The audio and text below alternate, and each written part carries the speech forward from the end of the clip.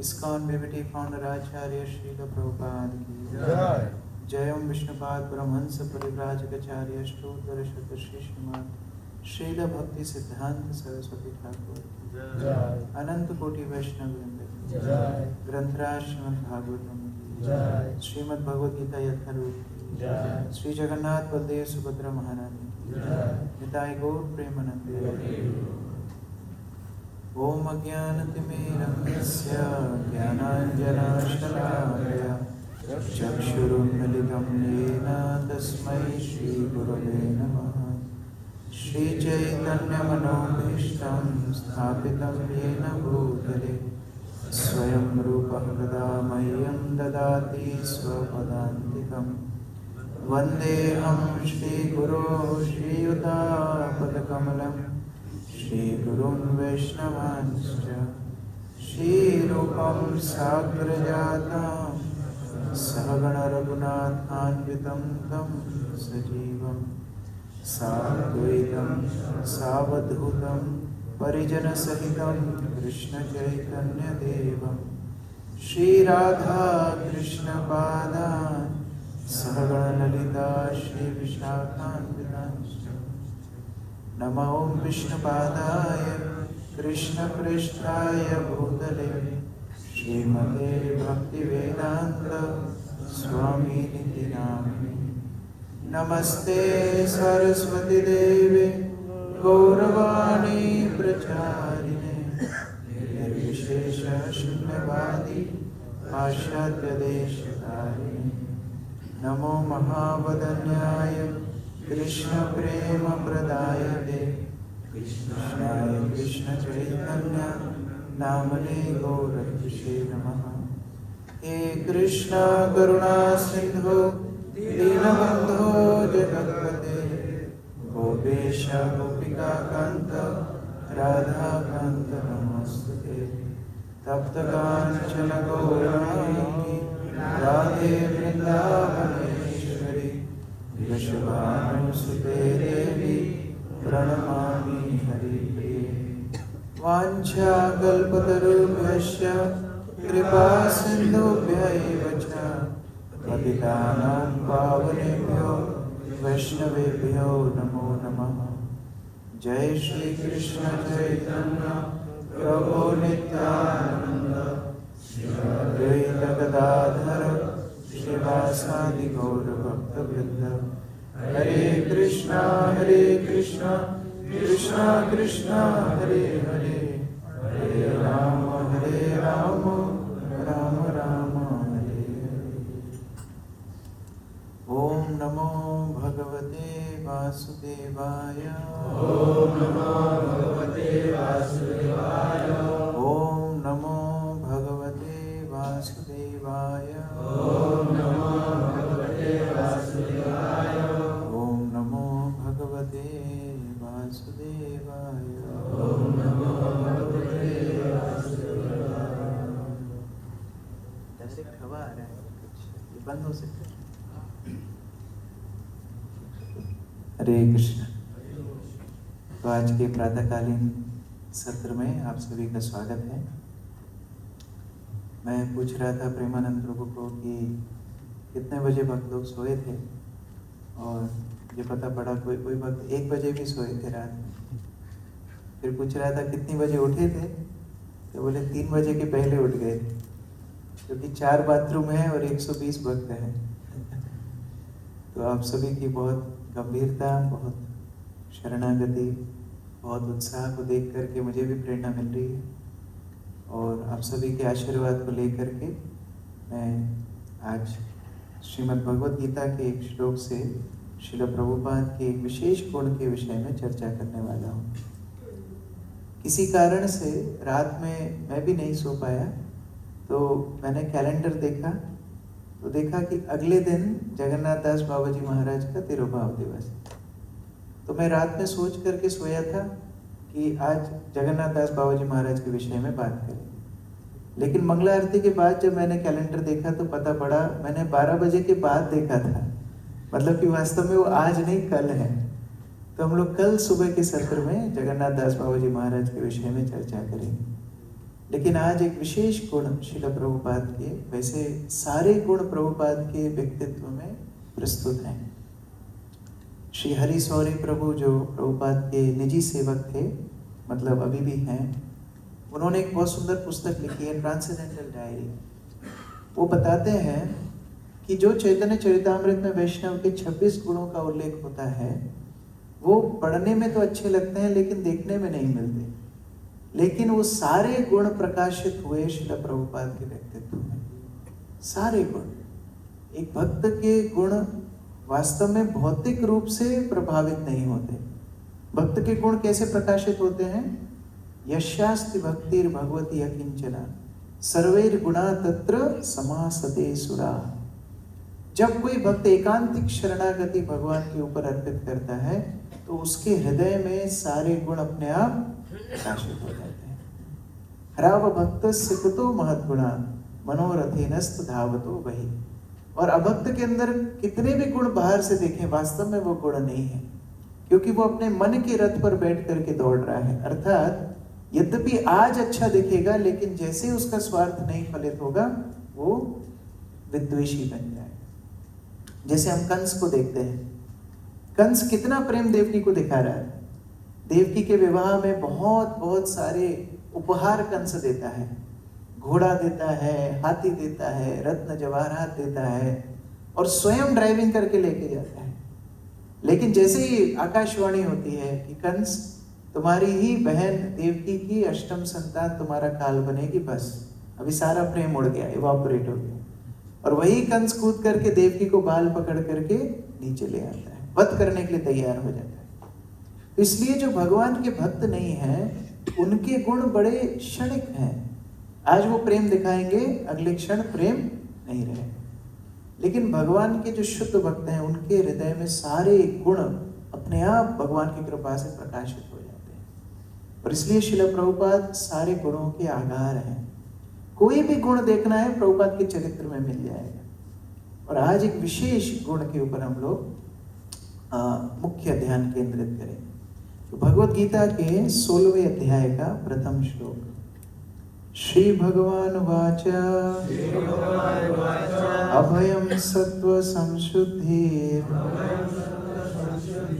ज्ञान योगा व्यवस्थित दानम दमश्च यज्ञश्च स्वाध्यायस्तप आर्जवम् अभयम सत्व संशुद्धि ज्ञान योगा व्यवस्थिति दानम दमश्च यज्ञश्च स्वाध्यायस्तप आर्जवम्। तो यहाँ पर 16वें अध्याय में भगवान दैवी और आसुरी गुणों का वर्णन करते हैं। हम कहीं ना कहीं उदाहरण है, चाहे तो हम दैवी गुण के उदाहरण है, चाहे आसुरी गुण के उदाहरण है। हिरण्यकशिपु हिरण्याक्ष भी उदाहरण है, वो गलत उदाहरण है, क्या नहीं करना चाहिए। जैसे एक बार एक बच्चे ने पिताजी को बोला, पिताजी अब मैं 12 साल का हो गया हूँ, अब मैं इतना बड़ा हो गया हूँ कि आपका सारा व्यापार मैं संभाल सकता हूँ, आप मुझे व्यापार की सारा बागडोर दे दो, अपना बिजनेस मुझे हैंड ओवर कर दो। तो पिताजी बोलते हैं तुमको बिजनेस सीखना है? हाँ सीखना है। एक काम करो, ये अलमारी के ऊपर चढ़ जाओ। तो बच्चा अलमारी के ऊपर चढ़ गया, बोला अभी कूद जाओ। तो बोला पापा मैं कूदूंगा तो क्या होगा? बोले नहीं मैं बोल रहा हूँ ना, तुम कूद जाओ, तुमको मैं पकड़ लूंगा, कूद जाओ। तो बच्चा बेचारा पिताजी के ऊपर विश्वास करके कूद गया, पिताजी गायब हो गए, नीचे गिरा, दोनों पैर टूट गए। जब रोने लगा पापा आके उसको हॉस्पिटल लेके गए, तो रोते रोते बोलता है देखो मैं डॉक्टर के पास बाद में जाऊंगा, पहले ये बोलो आपने मुझे कूदने के लिए बोला, फिर पकड़ा क्यों नहीं? बोले बेटा मैं तुमको बिजनेस सिखा रहा हूँ, बिजनेस में अपने पिताजी के ऊपर भी विश्वास नहीं करना। आसुरी गुण है, आसुरी गुण किसी के अंदर होगा उसके ऊपर विश्वास नहीं कर सकते। लेकिन दैवी गुण क्या है भगवान गीता के इस अध्याय में बता रहे हैं। 3 श्लोकों के माध्यम से भगवान बता रहे हैं। हमने पहले ही श्लोक पढ़ा है और उसमें सबसे पहला गुण है अभयम। अभय अर्थात भय रहित। भौतिक जगत में सभी लोग भय में डूबे होते हैं, हर व्यक्ति भयाकुल है। कोई व्यक्ति रोग के भय में है, कोई व्यक्ति धन खोने के भय में है, कोई व्यक्ति सौंदर्य खोने के भय में है, हर व्यक्ति भय में है। और केवल और केवल भगवान का शुद्ध भक्त भय से मुक्त है, इसलिए उनका नाम है अभय। श्रील प्रभुपाद का नाम क्या है? अभय। लेकिन वो अभय क्यों है? क्योंकि अभय चरणारविंद, उन्होंने अभय चरणों का आश्रय ले रखा है। कल भी हम लोग चर्चा कर रहे थे, समुद्र में केकड़ा प्रवेश कर जाता है, आश्रय इतना विशाल है कि भयभीत होने की आवश्यकता क्या। इसी प्रकार से यहाँ पर सुंदर उल्लेख हो रहा है कि एक सन्यासी का गुण क्या होना चाहिए। मैं केवल वही वाला पर्पट का वही अंश पढ़ रहा हूँ। वर्णाश्रम पद्धति में सन्यासी समाज का प्रमुख माना जाता है। वो सन्यासी सभी वर्णों का गुरु होता है और ऐसे सन्यासी की पहले लक्षण है अभय। वो भय से मुक्त होना चाहिए। और अगर कोई सन्यासी बन के ये चिंता करे कि मेरा पालन कौन करेगा, तो वास्तविक सन्यासी नहीं है। सन्यासी का पालन करने वाले होते हैं शुद्ध सुप्रीम पर्सनालिटी ऑफ गॉड, भगवान स्वयं। अगर कोई सोचेगा कि मैं अपने सारे संबंधों को छोड़ दूंगा, मेरी सुरक्षा कौन करेगा, तो उसे सन्यास नहीं लेना चाहिए। सन्यासी को ये पूर्ण विश्वास होना चाहिए कि मेरी सुरक्षा करेंगे साक्षात श्री कृष्ण, क्योंकि वो मेरे हृदय में परमात्मा रूप से बैठे हैं और वो सब कुछ देख रहे हैं, वो सब कुछ जानते हैं। और यही विश्वास कि कृष्ण परमात्मा रूप में सभी के आश्रय हैं, ये सन्यास धर्म है। मैं कभी अकेला नहीं रहूंगा, मैं हमेशा भगवान के आश्रय में रहूंगा। अगर मुझे घने जंगल के अंधकार में भी छोड़ दिया जाए, कृष्ण मेरी सुरक्षा करेंगे, ये अभय होता है। और अगर इस मानसिकता में कोई आ जाए तो वो सन्यास ले सकता है। तो आप में से जो सन्यास लेना चाहते हो, यहाँ पर प्रभुपाद बता रहे हैं। अभय शरणागति के 6 अंग हैं।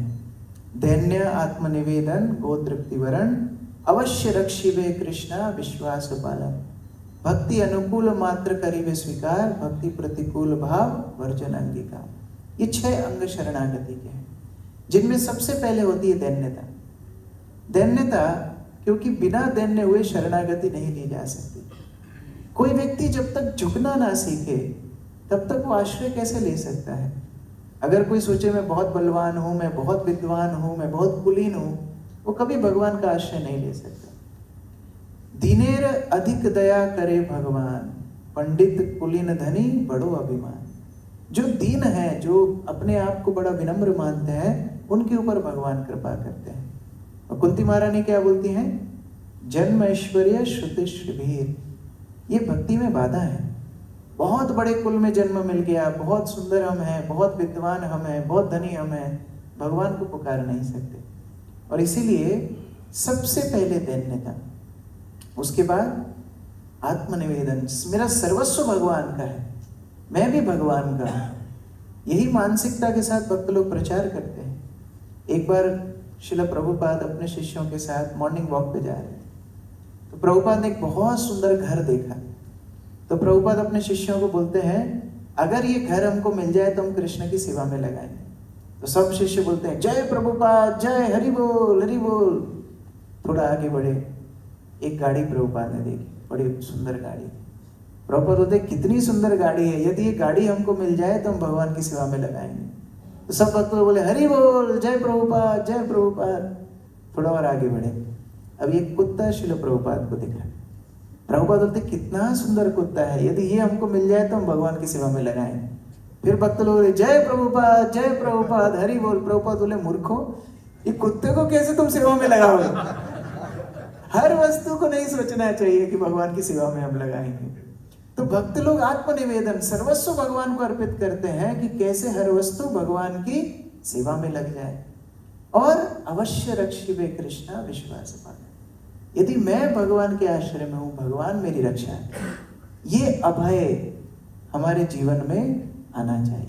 और अगर ये दृष्टांत के रूप से देखना है, उदाहरण के रूप से देखना है, श्रील प्रभुपाद इसके मूर्तिमंत उदाहरण। पूरे जीवन में प्रभुपाद डरे नहीं। वास्तव में कोई भी बड़े कार्य करने के लिए बहुत साहस चाहिए, बहुत साहस चाहिए। हम लोग जानते हैं अमेरिका में जब रेसिज्म होता था तो ब्लैक्स और वाइट्स के बीच में बड़ा भेदभाव होता था, रंग भेद। और ब्लैक्स को, जो काले वर्ण के होते थे, उनके स्कूल अलग, उनके रेस्टोरेंट्स अलग, उनके लिए बस अलग, उनके लिए हाथ धोने की व्यवस्था अलग, हर चीज अलग होती थी। और जो वाइट्स होते थे वो उन लोगों को बड़ा निकृष्ट रूप से देखते थे। तो एक आंदोलन छिड़ा। मार्टिन लूथर किंग करके एक राजनेता थे, उन्होंने एक आंदोलन छेड़ा रेसिज्म के खिलाफ। तो जो वाइट्स थे उनको ये आंदोलन इतना पसंद नहीं आया, तो उन्होंने कुछ गुंडे भेजे उनको मारने के लिए। लेकिन जब गुंडे भेजे मारने के लिए, वो इस तरह प्रभावशाली प्रवचन कर रहे थे कि वही उनके अनुयायी बन गए। भौतिक जगत में भी अगर कोई अभय है, कोई दृढ़ता से अपना कार्य करता है, तो भी दूसरों को प्रभावित करता है। आप देखो भारत में गांधी जी को बड़ा सम्मान लोग देते हैं। अभी वो जो भी हो, आध्यात्मिक दृष्टि से हम उतना उनको विचार नहीं करते, लेकिन इतने बड़े घर के लड़के और बैरिस्टर की पढ़ाई करके आए, साउथ अफ्रीका में भी रह के आए, लेकिन क्या पहनते थे? खादी का कपड़ा पहनते थे और सबको बोलते थे खादी का कपड़ा पहनो। तो एक बार उनकी पत्नी ने मना कर दिया, मैं तो खादी का कपड़ा नहीं पहनूंगी। तो उन्होंने अपनी पत्नी का त्याग कर दिया, बोले जाओ तुम्हारे हाथ का रसोई मैं नहीं खाऊं। कितनी दृढ़ता है, भौतिक जगत की दृढ़ता मैं बता रहा हूं। आप सोचिए एक व्यक्ति कितना दृढ़ होता है, पूरा जीवन पिटाई खाता है ना, पूरा जीवन पिटाई खाता है, जन्म लेता है पिटाई खाता है, माया उसको पीटना शुरू करती है, पढ़ाई करता है, जॉब करता है, शादी करता है, बच्चे करता है, बड़ा पिटाई खाता ही जाता है, उसके बाद भी दृढ़ रहता है, हम होंगे कामयाब एक दिन मैं खुश हो जाऊंगा, एक दिन मैं प्रसन्न हो जाऊंगा। भौतिक जगत के लिए कितना लोग दृढ़वान रहते हैं। आप देखिए, और थोड़ा नेगेटिव एग्जाम्पल देता हूं, हिटलर का नाम किस किसने सुना है? हिटलर का नाम सुना है? लोग हिटलर को पसंद करते हैं ना? कोई नहीं पसंद करता। एक बार मैं अपने एयरलाइन का टिकट मुझे चेंज करना था, तो मैंने फ़ोन लगाया एयरलाइन में, तो लोकेटर नंबर बताना होता है, PNR नंबर। तो ऐसे बोलते हैं ना, A for alpha, B for Bravo, C for Charlie, तो H आया था मेरे PNR में। तो मैंने बोला H फॉर क्या बोलूँ, तो मैं बोला हिटलर, H फॉर हिटलर। तो जैसे ही ऐसे बोला वो लेडी ने फ़ोन काट दिया। मैं समझ गया, बाप रे, इतना लोग हिटलर को नफरत करते हैं, उसका नाम सुनना नहीं चाहते। लेकिन वो भी अपने गलत उद्देश्य के लिए कितना दृढ़ता रखता होगा कि हिटलर इतने लोगों का वध कर दिया, करोड़ों करोड़ों लोगों को परेशान कर दिया। क्यों? उसको जो समझ में आया उसके लिए वो दृढ़ था। तो गलत काम के लिए वो इतना लोग दृढ़ होते हैं, और हम लोग भक्ति करने से डरते हैं, हम लोग तिलक लगाने से डरते हैं, हम लोग वैष्णव वेशभूषा से डरते हैं, हम प्रचार करने से डरते हैं, हमारे परिवार को भक्ति में लाने से डरते हैं। क्यों? क्या हम गलत काम कर रहे हैं? पूरी पृथ्वी पे सबसे अगर महत्वपूर्ण कार्य कुछ हो रहा है तो वह कृष्ण भावनामृत का प्रचार है। इससे महत्वपूर्ण और कुछ नहीं है। भागवत में क्या लिखा है? कृष्ण वर्णम तुषा कृष्णम संग पंगस्त्र पार्षदम यज्ञ संकीर्तन प्राय यजंती ही सुमेधसा। जो सबसे बुद्धिमान है वो संकीर्तन आंदोलन में जुड़ते हैं। तो हमें क्या शर्म आनी चाहिए? नहीं आनी चाहिए। आप देख लीजिए, चैतन्य महाप्रभु से शुरू करके, चैतन्य महाप्रभु ने कृष्ण भक्ति का प्रचार कब शुरू किया था? क्या उस समय पर हिंदू गवर्नमेंट थी कि मुसलमान गवर्नमेंठ थी? मुगल साम्राज्य के बीच में चैतन्य महाप्रभु ने कृष्ण भक्ति का प्रचार शुरू किया। और जब चांद काजी ने श्रीवास ठाकुर के घर में मृदंग फोड़ दी, तो चैतन्य महाप्रभु ने क्या किया?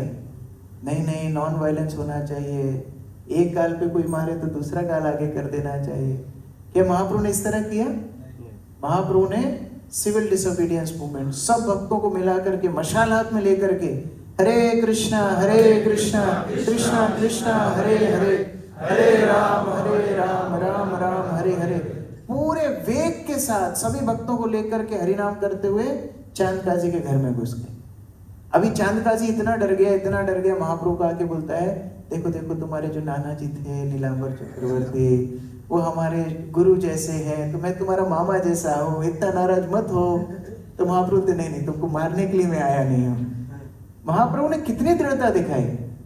आप बाद में देखिए षड गोस्वामी गण चैतन्य महाप्रभु को भगवान स्थापित करने के लिए शास्त्र लिखे। जहां वृंदावन धाम में कोई महाप्रभु को भगवान नहीं मानता था, षड गोस्वामी ने महाप्रभु को भगवान सिद्ध कर दिया। नहीं, भगवान कलयुग के भगवान है श्री चैतन्य महाप्रभु। कितनी दृढ़ता होगी। एक बार एक दिग्विजयी पंडित आया और रूप गोस्वामी सनातन गोस्वामी के पास जाकर के बोलता है, आप हमसे तर्क कीजिए, विवाद कीजिए, शास्त्रार्थ कीजिए, डिबेट।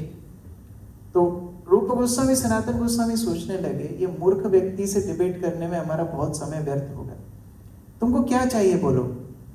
तो ये दिग्विजयी पंडित बोलता है, मैं पूरे भारत में भ्रमण करके आया हूं और जहां जहां विद्वानों को मैंने परास्त किया है शास्त्रार्थ में, उनका सिग्नेचर, उनका साइन लेके एक सर्टिफिकेट बनाता हूं और फिर मैं दूसरों को दिखाता हूं, देखो मैंने कितने विद्वानों को हरा दिया। अहंकार तो अहंकार होता है। तो रूप गोस्वामी ने बोला ठीक है, तुमको साइन चाहिए ना, लाओ तुम्हारा पेपर लेके आओ। तो बिना शास्त्रार्थ करे रूप गोस्वामी ने साइन कर दिया, बोले जाओ। अब ये इतना प्रसन्न हो गया, रूप सनातन जो गौड़ीय वैष्णवों के नेता है, उन्होंने मुझे स्वीकार कर लिया विजेता, उन्होंने साइन कर दिया। उसने वो गले में सर्टिफिकेट टांगा, खूब सारे नगाड़े दुबदुबी बजा के हाथी पे बैठ के निकल रहा है, क्या मैंने रूप सनातन को हरा दिया। रास्ते में मिले जीव गोस्वामी। जीव गोस्वामी थे रूप गोस्वामी के शिष्य। जीव गोस्वामी ने देखा, अरे ये सर्टिफिकेट लटका के घूम रहा है, दुबदुबी बजा रहा है, नगाड़ा बजा रहा है, खूब डांस हो रहा है। उसको पूछा तुम किसको हरा के आए हो? बोलता है रूप गोस्वामी। अच्छा दिखाओ, दिखाया, सर्टिफिकेट पे साइन है। जीव गोस्वामी सोचने लगे रूप गोस्वामी को इसने हरा दिया, क्या तुमसे उन्होंने शास्त्रार्थ किया? बोले ना ना, वो तो मुझे देख के ही हार गए, उन्होंने पहले ही बोल दिया कि तुम्हारे साथ कौन युद्ध करेगा, तो पहले साइन कर दिया। बोले ठीक है, मैं उनका चेला हूं, मेरे साथ बात करो। जब जय श्री श्री जगन्नाथ बलदेव सुभद्रा महारानी की जय, श्रील प्रभुपाद की, तो मेरे साथ बात करो। तो जब रूप गोस्वामी के शिष्य जीव गोस्वामी, एक युवा लड़का है, उनके साथ वो बातचीत करना शुरू करता है, तो समझ जाता है वो मूर्ख है, अपने आप साष्टांग दंडवत हो जाता है। तब वृंदावन में सभी वैष्णव को पता पड़ा, नहीं ये गौड़ीय साधारण नहीं है, इनके साथ झमेला नहीं लेना है, ये लोग बहुत शक्तिशाली है। बाद में आप देख लीजिए, गोस्वामियों के बाद नरोत्तम दास ठाकुर प्रचार करने के लिए बंगाल में गए, और नरोत्तम दास ठाकुर ने जब प्रचार शुरू किया, मानो पूरा पृथ्वी को कृष्ण प्रेम से ढक दिया। और कौन ब्राह्मण, कौन कायस्थ, कौन वैश्य, कौन शूद्र, सब आके नरोत्तम दास ठाकुर का आश्रय लिए। तो उस समय पर गंगा नारायण चक्रवर्ती और नरहरि चक्रवर्ती करके बहुत सारे अलग अलग वैष्णव आके नरोत्तम दास ठाकुर का आश्रय लिए। तो जब गंगा नारायण चक्रवर्ती को नरोत्तम दास ठाकुर ने दीक्षा दी, तो स्थानीय ब्राह्मण बहुत नाराज हो गए, क्योंकि नरोत्तम दास ठाकुर थे कायस्थ परिवार से, वैश्य परिवार से, और गंगा नारायण चक्रवर्ती थे ब्राह्मण परिवार से, तो बहुत नाराज हो गए। तो ये ब्राह्मणों ने एक टोली बनाई और उन्होंने बोला चलो हम नरोत्तम दास ठाकुर को जाके हराएंगे, शास्त्रार्थ करेंगे। आ गए, और जैसे नरोत्तम दास ठाकुर के खेतुरी ग्राम के पास पहुंचने लगे, तो शिष्यों ने सोचा कि नरोत्तम दास ठाकुर हमेशा राधा कृष्ण के भजन में व्यस्त रहते हैं, उनके पास ये लोग आएंगे, शास्त्रार्थ कर देंगे, इससे पहले हम ही हरा देते हैं, जीव गोस्वामी का नाम लेके हम हरा दें। तो ये क्या किया इन्होंने, गंगा नारायण चक्रवर्ती इत्यादि जो नरोत्तम दास ठाकुर के शिष्य थे, वो खेतुरी गांव के बाहर उन्होंने दुकान लगाई और सब्जी बेचने लगे।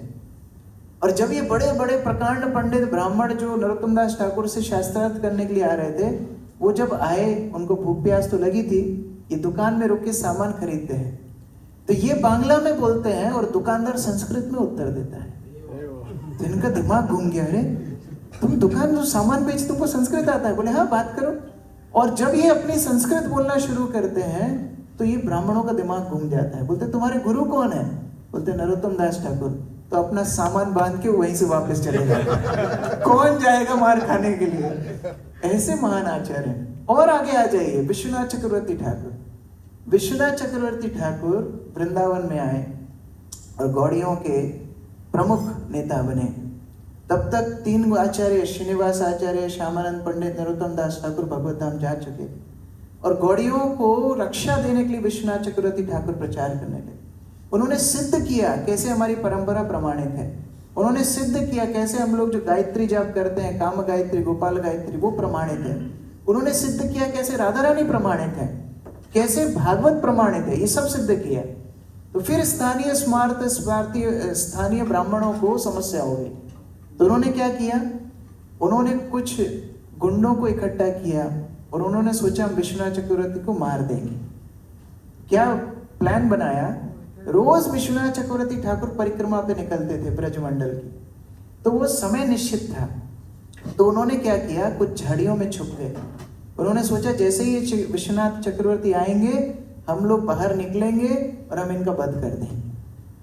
अब तैयार थे, एक व्यक्ति को बिठा रखा था पेड़ के ऊपर, तुम बता देना जैसे आएगा हम लोग बाहर आएंगे, आक्रमण करेंगे, मार देंगे। सब लोग तैयार हैं। विश्वनाथ चक्रवर्ती ठाकुर आए, हरिनाम जप करते करते वो व्यक्ति ने सूचना दे दी, आ गया विश्वनाथ आ गया। वो सब बाहर निकल के आ गए, किसी के हाथ में तलवार है, किसी के हाथ में चाकू है, सब बड़े बड़े औजार लेके आ गए। और जैसे ही बाहर आए वो देखते विश्वनाथ चक्रवर्ती ठाकुर तो वहां नहीं है, एक छोटी सी कन्या है और वो छोटी सी कन्या फूल चुन रही। उन्होंने बोला, अरे लाली तुम कहाँ से आ गई? हम तो विश्वनाथ चक्रवर्ती को देख रहे थे, तुमने विश्वनाथ को देखा? तो बोलती, नहीं नहीं, कुछ समय पहले शायद यहाँ थे, अभी वो यहाँ नहीं है। तो उसकी सुंदरता देख के ये सारे ब्राह्मण, स्मार्त, डाकू जो सब थे, उनका हृदय पिघलने लगा। बोले, तुम इतनी सुंदर बच्ची हो, इतनी छोटी कन्या हो, यहाँ माता जी बैठी है, शायद ऐसे ही थे, इतना सुंदर देख करके विमोहित हो गए। और वो पूछने लगे, तुम कहाँ रहती हो? बोले, मैं यावत में रहती हूँ। आप किस उद्देश्य से यहाँ आई? तो छोटी सी बच्ची बताती है, मैं राधा रानी की सेविका हूँ और श्रीमती राधा रानी ने मुझे भेजा यहाँ पर फूल चुनने के लिए, तो मैं फूल चुन के राधा रानी के पास लेकर के जाऊंगी। और जैसे ये बात सुनी तो ये सब स्मार्त स्तब्ध रह गए, राधा रानी की सेविका है। सब लोग प्रणाम करने लगे, दंडवत प्रणाम करने लगे। और जैसे दंडवत करके उठे, वहां वो कन्या नहीं थी, विश्वनाथ चक्रवर्ती ठाकुर खड़े। तो वो समझ गए ये कोई साधारण परंपरा नहीं है।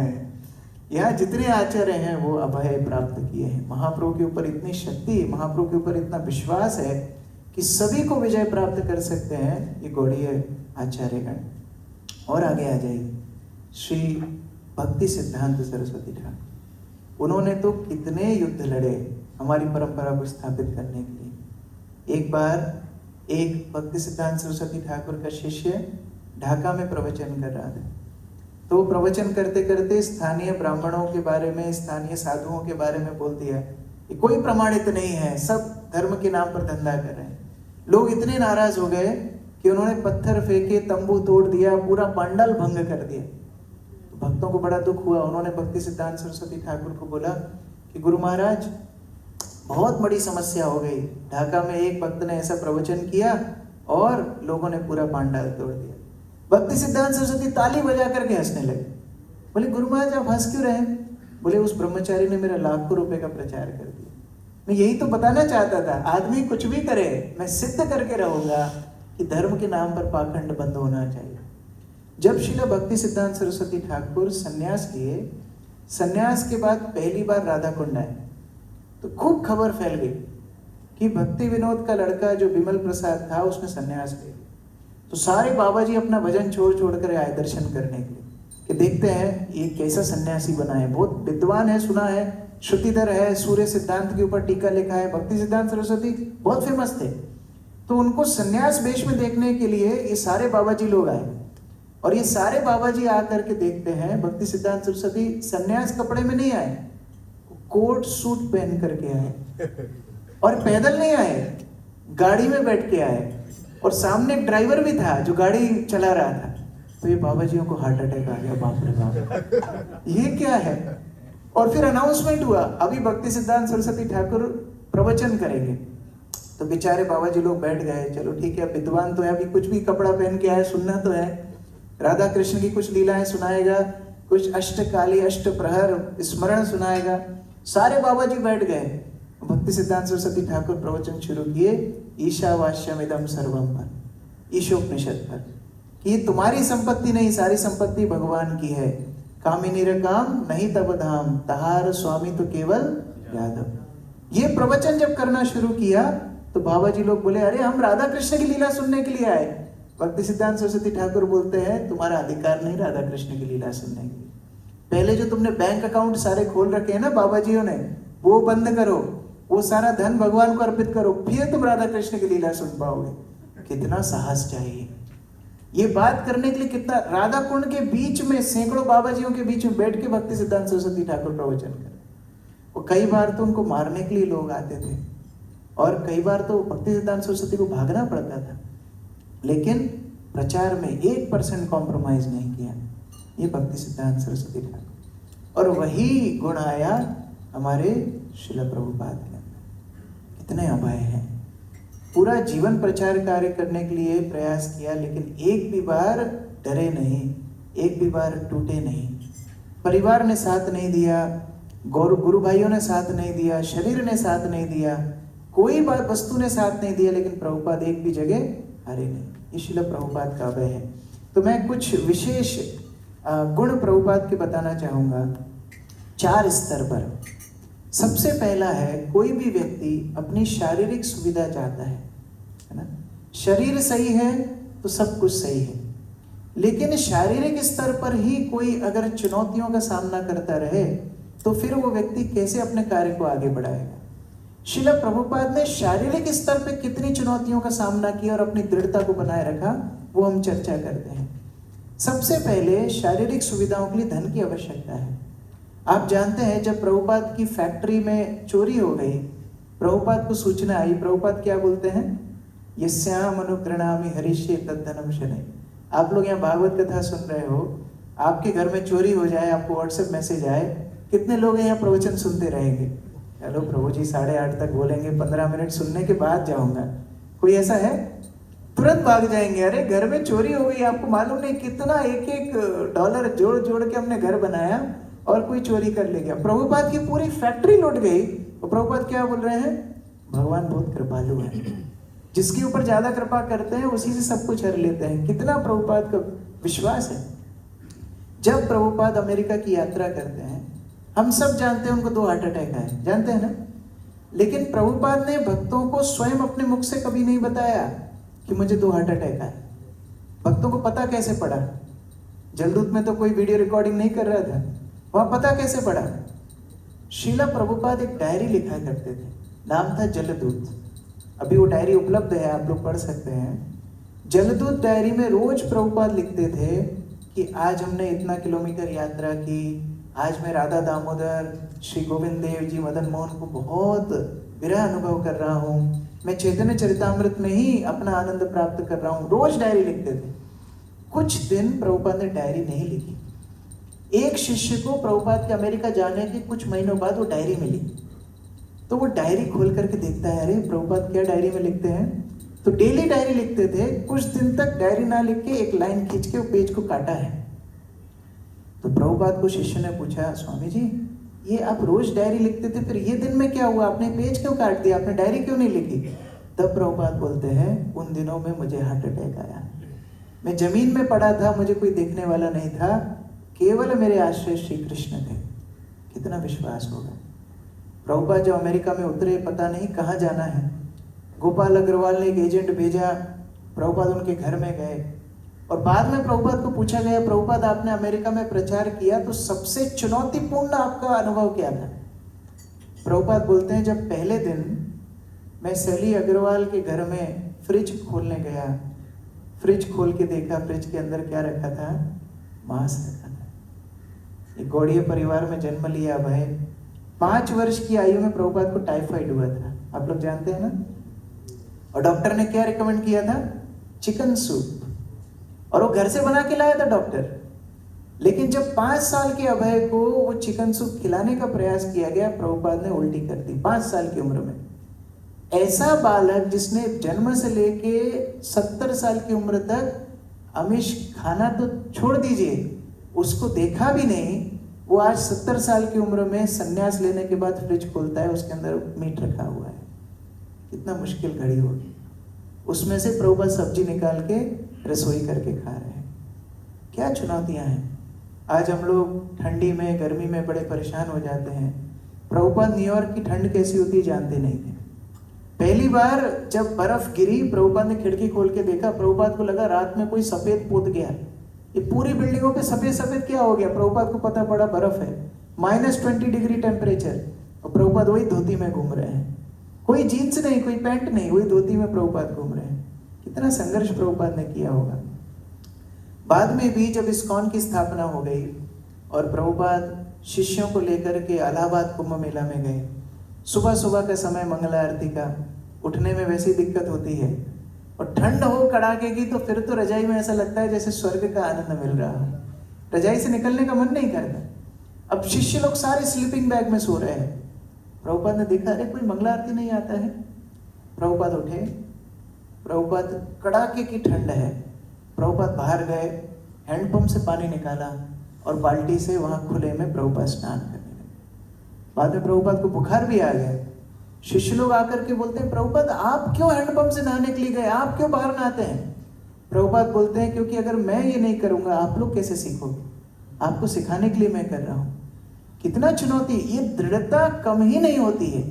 और अंतिम समय तक आप लोगों ने वो वीडियो देखी है जहां प्रभुपाद लेटे हुए हैं बिस्तर पे, एक वक्त डिक्टाफोन पकड़ा हुआ है, एकदम प्रभुपाद करवट भी नहीं ले पा रहे हैं और वहां पर भी डिक्टाफोन पकड़ा हुआ है, प्रभुपाद बुक्स का ट्रांसलेशन कर रहे हैं। शारीरिक असुविधाएं भी प्रभुपाद को तोड़ नहीं पाई, ये प्रभुपाद का साहस है। दूसरा, शारीरिक स्तर से ऊपर होता है मानसिक स्तर। अगर किसी का शरीर एकदम स्वस्थ हो लेकिन मन खराब हो तो फिर वो व्यक्ति कभी प्रसन्न नहीं रह सकता। अभी मानसिक स्तर पे प्रभुपाद को कितनी चुनौतियों का सामना करना पड़ा। पूरे विश्व को जो प्रचार करना चाहता है उसका परिवार उसके साथ नहीं है। आप सोचिए, प्रभुपाद प्रोग्राम कर रहे हैं, नीचे उनकी पत्नी ऊपर क्या कर रही है, चाय पी रही है। 18 साल लगे प्रभुपाद को भगवत गीता के ऊपर टीका लिखने के लिए। कितने साल? 18 साल। और प्रभुपाद जब वो भगवत गीता की टीका ढूंढते हैं, उनकी पत्नी ने उसको रद्दी में बेच दिया। कितना कठिन समय होगा। और ऐसा भी नहीं प्रभुपाद अपनी पत्नी से प्रेम नहीं करते थे। एक बार तमाल कृष्ण महाराज, जब प्रभुपाद एकदम 1976-77 की बात, एकदम अंतिम समय, प्रभुपाद तमाल कृष्ण महाराज को पूछते हैं, प्रभुपाद आपके अपने घर में कुछ भेजना चाहते हो? इतना बड़ा तो इस्कॉन हो गया, आपने घर छोड़ा। तो प्रभुपाद की आंखों में आंसू आ गए। प्रभुपाद ने अपनी अंगूठी निकाल के दी, बोले मेरी पत्नी को ये अंगूठी दे देना, वो मुझे बहुत प्रेम करती थी, वो भक्त नहीं बन पाई लेकिन वो बहुत प्रेम करती थी। तो ऐसा नहीं प्रभुपाद अपने परिवार से प्रेम नहीं करते थे, लेकिन वो सब त्याग किया हमारे लिए। आपको पता है प्रभुपाद का एक और पुत्र प्रयाग, प्रभुपाद ने जिस दिन घर छोड़ा ना, उसको इतना सदमा लगा वो पागल हो गया। वो प्रभुपाद तो यहाँ तो चले गए, प्रभुपाद तो अमेरिका चले गए, बाद में बहुत साल बाद वापस आए। जब वापस आए तो प्रभुपाद के एक मित्र उनको मिलने के लिए आए। उनको बोला आपका जो पुत्र प्रयाग है ना, वो सड़क में कचरा बीनता है, ये हालत है। प्रभुपाद की आंखों में आंसू। क्या परिवार को सहन करना पड़ा हमारे लिए। हमको लग रहा है जय प्रभुपाद, रोज गुरु पूजा हो रही है, रोज चंदन लग रहा है, रोज माला आ रही है, लेकिन उसके लिए ये संस्थापक आचार्य ने कितना स्ट्रगल किया है, वो विचार करना चाहिए। जब सन्यास लेकर के गए, सबसे पहले दिल्ली गए। दिल्ली में एक गुरु भ्राता के गौड़िया मठ में रहने लगे। तो वहां पर वो एक पत्रिका छापते थे, सज्जन तोषणी। तो सज्जन तोषणी पत्रिका को लेकर के प्रभुपाद का विचार था कि मैं इतनी मेहनत करूंगा कि दिल्ली की सबसे प्राथमिक पत्रिका ये सज्जन तोषणी को बना दूंगा। प्रभुपाद प्रयास करने लगे, एडिटिंग करने लगे, छापने लगे। उनके गुरु भाई का गुरु मठ है। अब उस मठ के टेम्पल प्रेसिडेंट को प्रभुपाद ने बोला, देखो मैं ये सज्जन तोषणी पत्रिका के लिए काम कर रहा हूँ, अब मुझे बड़े बड़े लोगों से मिलने जाना पड़ता है। तो जब मैं उनसे मिलने जाता हूँ, मेरे कुर्ता फटा है, मेरा धोती फटा है, एक सेट नया कपड़ा दे दो बस। मैं ये नया कपड़ा पहन के जाऊंगा, वो ये पियून अंदर नहीं जाने देता है, वो सोचता है मैं भिखारी हूँ। तो एक नया सेट कपड़ा होगा ना तो मैं लोगों से मिलने जा पाऊंगा। तो टेम्पल प्रेसिडेंट बोलता है हाँ आपको हम बताते हैं। उसने अपने गुरु महाराज को पत्र लिख दिया कि ये जो आपके गुरु भ्राता यहाँ रह रहे हैं, स्वामी भक्तिवेदांत स्वामी जी, ये बहुत डिमांड करते हैं, इनको बहुत सुख सुविधाएं चाहिए, हमारा मंदिर इतना खर्चा नहीं कर सकता। क्या मांगा था प्रभुपाद ने? एक जोड़ी कपड़ा मांगा था और उन्होंने लिख दिया बहुत डिमांड करते हैं। तो उनके गुरु ने प्रभुपाद को पत्र लिख दिया, स्वामी महाराज आप तो मेरे बहुत प्रिय गुरु भ्राता हो, लेकिन हमारा मठ ना इतना अमीर नहीं है, आपका स्टैंडर्ड बहुत हाई है, आप दूसरी जगह चले जाओ। प्रभुपाद आगरा मठ में आ गए। आगरा के गौड़िया मठ में प्रभुपाद रहने लगे और प्रचार एक बार कर रहे थे। प्रचार करके कुछ लोग उनसे प्रभावित हो गए। उन्होंने प्रवचन के बाद पूछ लिया, स्वामी जी आप हमको दीक्षा देंगे क्या? बस जो ब्रह्मचारी थे उनको आग लगे। वो बोलते नहीं नहीं, हमारे मठ में केवल हमारे गुरु महाराज जी दीक्षा देते हैं, आप दीक्षा नहीं दे सकते, सबके सामने। प्रभुपाद के मन में इतना कष्ट लगा, प्रभुपाद वो भी मठ छोड़ दिए। अभी एकांतिक आश्रय भगवान का ले लिए, वृंदावन में आ गए। और 2.5 रुपया रेंट था, 2.5 रुपया किराया से प्रभुपाद ने कमरा लिया वृंदावन में रहने के लिए। वो 2.5 रुपया भी उनके पास नहीं था, वो भी भीख मांगते थे। क्या मानसिक सपोर्ट प्रभुपाद को होगा, आप सोचिए। हम लोग सोचते हैं टेंशन हो गया प्रभु जी, स्ट्रेस हो गया, डिप्रेशन में हम आ गए, लेकिन प्रभुपाद ने कितना स्ट्रेस, कितना डिप्रेशन सहन किया होगा, आप विचार कीजिए। ये प्रभुपाद का हमारे लिए त्याग है। प्रभुपाद ने जब प्रचार भी शुरू किया अमेरिका में, एक बार एक व्यक्ति ने उनको एक यूनिवर्सिटी प्रोग्राम में बुलाया। खूब बड़ा प्रोग्राम उसी व्यक्ति ने अरेंज किया है, भारतीय मूल का व्यक्ति था, भारतीय था। यूनिवर्सिटी में प्रोग्राम रखा, प्रभुपाद प्रचार कर रहे हैं, माइक पे प्रवचन दे रहे हैं, वो बीच प्रोग्राम में माइक लेता है और बीच प्रोग्राम में माइक लेकर के बोलता है, स्वामी जी आप क्यों आए अमेरिका? उसी ने प्रोग्राम रखा है और वही प्रभुपाद की बेइज्जती कर रहे हैं। बोले आप अमेरिका क्यों आए? यहाँ के युवा युवती क्रिश्चियन है, आप उनको हिंदू क्यों बना रहे हो? प्रभुपाद हाथ जोड़ के बोलते हैं मुझे क्षमा कर दीजिए। भक्त लोगों को इतना गुस्सा आया कि इसको उठा के बाहर फेंक देते हैं। प्रभुपाद ने बोला नहीं नहीं, पिछले जन्म में मैंने इनको कष्ट पहुंचाया होगा, इसलिए इस जन्म में मुझे ऐसा बोल रहे हैं। कितनी सहन शक्ति होगी। एक भी ऐसा इंसिडेंट नहीं है प्रभुपाद अपना आपा खो दिया, कभी भी नहीं। एक बार दीक्षा का आयोजन था, शिष्य लोगों ने कुछ नहीं जानते थे, कुछ व्यवस्था ठीक से नहीं। प्रभुपाद बोलते हैं पुष्प कहाँ है? पुष्प चढ़ाने हैं। तो उन्होंने सोचा पुष्पन्ना राइस बना के लेके आना है, तो शिष्य लोग चावल बना के प्रभुपाद के सामने ला के रख दिए। प्रभुपाद बड़ा क्रोधित हुए, अरे तुम मूर्ख हो, तुम्हारा दीक्षा होने वाला है, तुमको ये नहीं मालूम पुष्प क्या होता है और राइस क्या होता है? तुम चावल बना के लेकर के आ गए। तो वहां एक हिप्पी बैठा था, गंदा सा कुचेला सा, शराब पी के आया था, वहां बैठा था। वो आके बोलता है स्वामी जी आप सबको बोलते हो हरे कृष्णा जप करो, आप क्यों नहीं करते जब? आप क्रोध क्यों कर रहे हो? प्रभुपाद बोल सकते थे तू मुझे सिखाएगा, ये हरे कृष्णा मैंने पूरे अमेरिका में सिखाया, तुम मुझको बोलते हो। प्रभुपाद अपनी माला में हाथ डाल के जप करने लगे, हरे कृष्णा कृष्णा कृष्णा हरे हरे, हरे राम राम राम हरे हरे। कितना साहस होगा मानसिक स्तर पे। अभी इससे ऊपर एक स्तर होता है, बौद्धिक स्तर। आप अपनी बुद्धि के प्रयोग से दूसरों से वार्ता करते हो। मान लीजिए हमारा एक बुद्धि का स्तर है, कोई बहुत बड़ा साइंटिस्ट हमारे आगे आके बैठ जाएगा, क्या हम उससे वाद विवाद कर पाएंगे? क्या हम उनको प्रचार कर पाएंगे? हम पहले ही डर जाएंगे। श्रील प्रभुपाद बौद्धिक स्तर पे किस तरह अपनी विचारधारा को सशक्त रखे।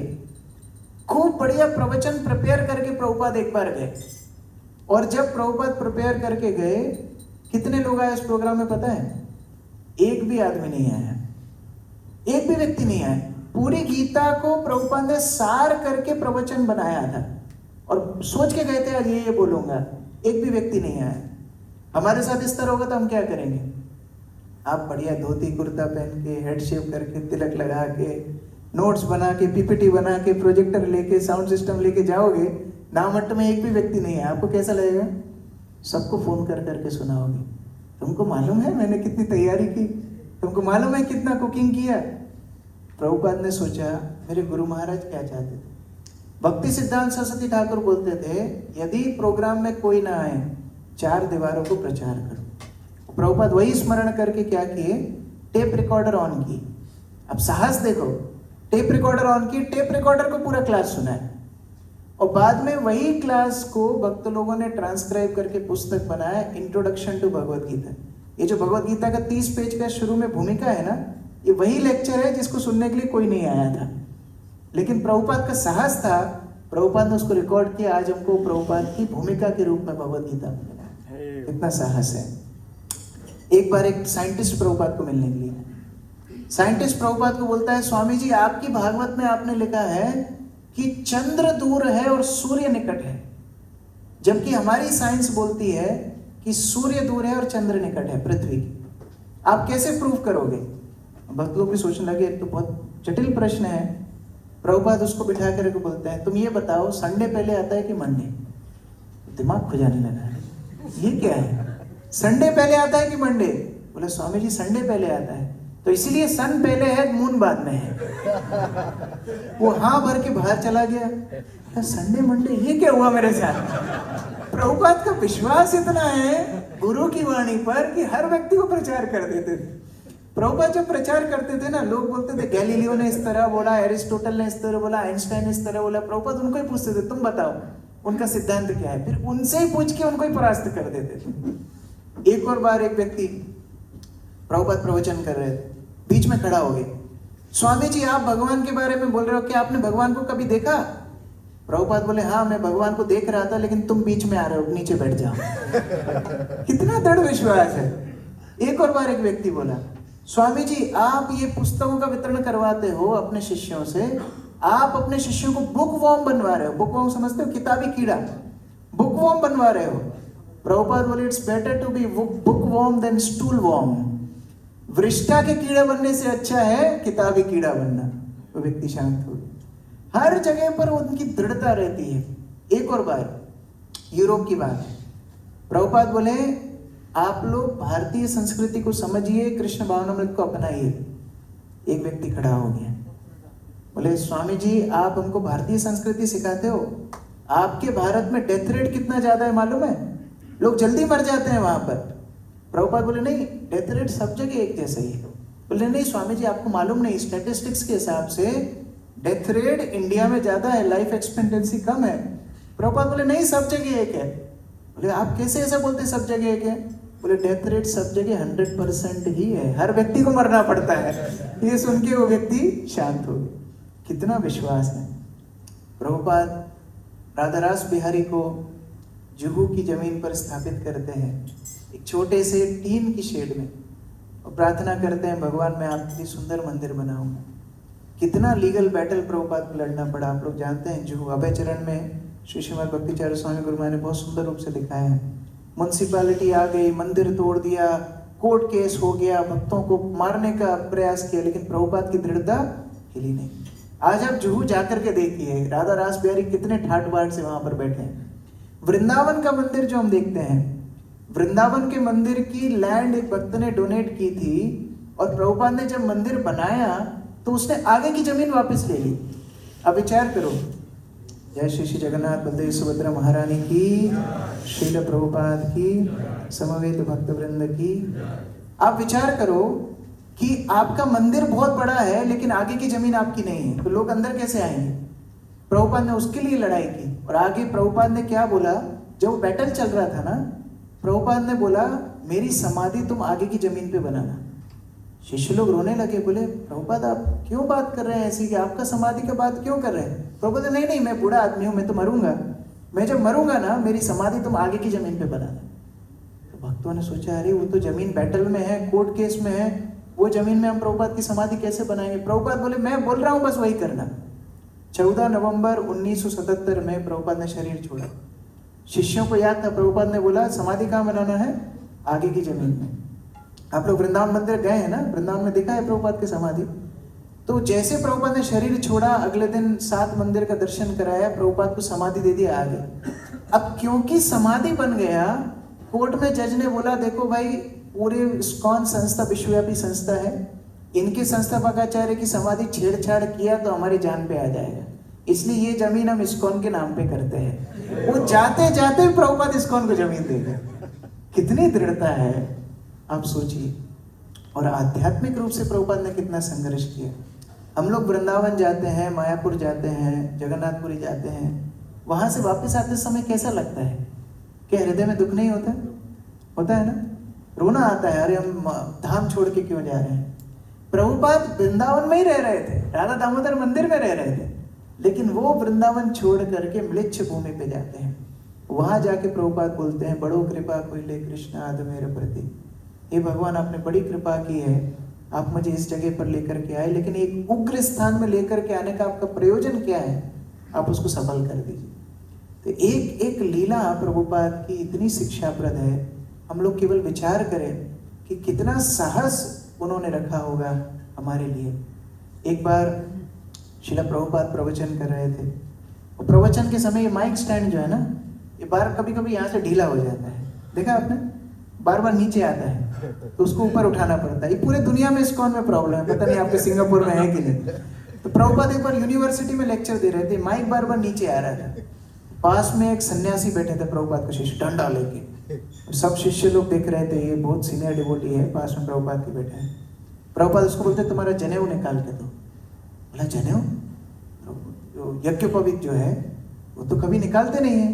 प्रभुपाद बोले तुम्हारा यज्ञोपवीत निकाल के दो। वो सन्यासी है, उसका यज्ञोपवीत प्रभुपाद ने गले से निकाल लिया। क्या किया? वो माइक को बांध दिया। प्रभुपाद बोलते तुम्हारे ब्राह्मण होने का क्या फायदा है यदि चैतन्य महाप्रभु के प्रचार काम में नहीं आए। ये माइक बांधना ज्यादा जरूरी है तुम्हारे गायत्री जाप से। कितना दृढ़ विश्वास है महाप्रभु की सेवा में, महाप्रभु के आंदोलन में, प्रचार में। ऐसे महान आचार्य की शरणागति में हमको पूर्ण रूप से निर्भय होना चाहिए। हमें भी अभय होना चाहिए।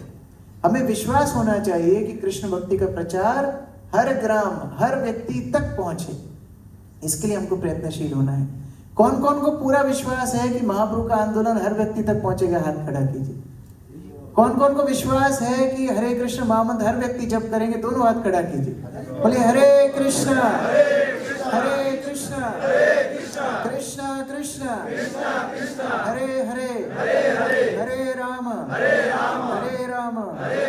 राम राम हरे हरे। अभी होगा तो जरूर, आप सबको विश्वास है, लेकिन सोचिए हमारे मरने के बाद होगा तो हमको कितना दुख होगा। सही बात है कि नहीं?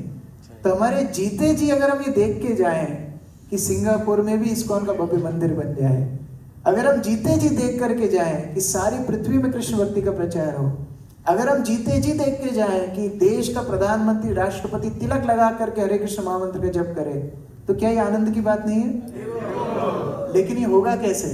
ये होगा जब हम लोग मिल करके प्रचार कार्य करेंगे, बहुत तीव्रता से प्रचार कार्य करेंगे, तभी ये संभव होगा। तो इसलिए प्रतिदिन जब हम प्रभुपाद का नाम लें, हिज डिवाइन ग्रेस, अभय चरणारविंद भक्ति वेदांत स्वामी श्रील प्रभुपाद, ये अभय शब्द को बहुत स्मरण रखना है।